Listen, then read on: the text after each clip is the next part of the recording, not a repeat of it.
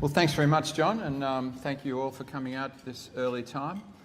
Unfortunately, I'm not in a very good mood at the moment. I'm a director of the Australian Turf Club, and we have an election in a couple of weeks' time, and there's 11 candidates, and I was told yesterday that on the ballot paper of 11 candidates, I've drawn number 11, so I'm not that happy.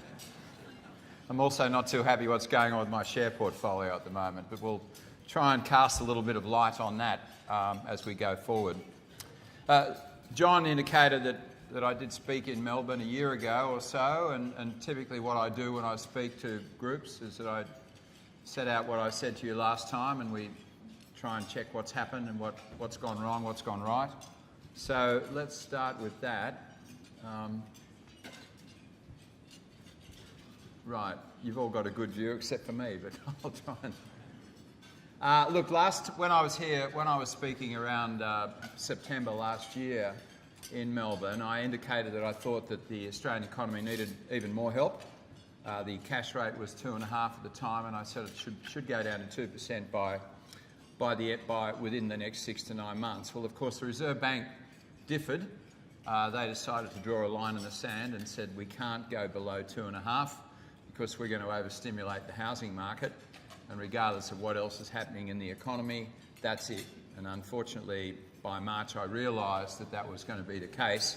So we had to change our view on that. But the other themes were pretty correct. We indicated that we thought fixed interest rates, say your 3-year swap rate that was 3.3 at the time, was going to fall. And we had a target of 3% by September this year, and that's about exactly where it has finished. We said that the US bond rate at 2.88 was too high. At the time, the market was talking about taper tantrum. They were saying that the Fed was going to stop tapering, so US interest rates were going to 3.5. We, in fact, differed on that. We said it would get as low as 2.4. Those of you that followed the markets overnight realised that momentarily it got below 2, which is quite extraordinary and I think is unsustainable. But the general direction of fixed rates coming down was our thinking. Similar story for the Australian bond rate. And the Aussie dollar at the time was 93 cents. We said it would register around 88 to 86 around this time. At the moment it's travelling around 87, 80.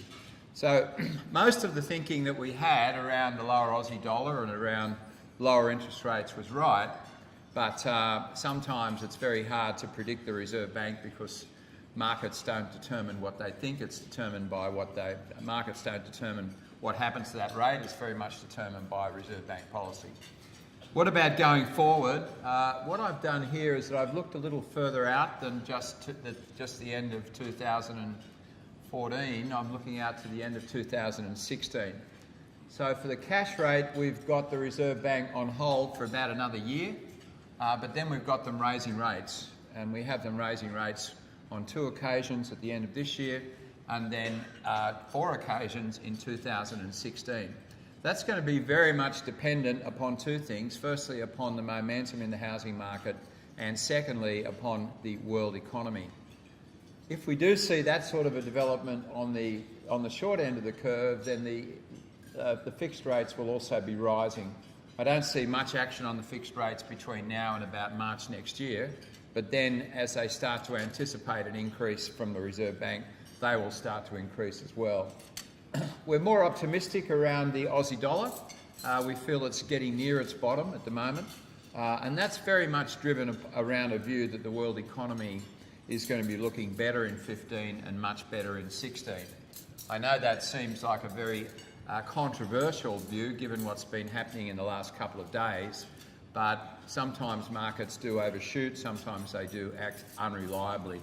And my view is that the world economy is going to be a better place in a year's time than it is today.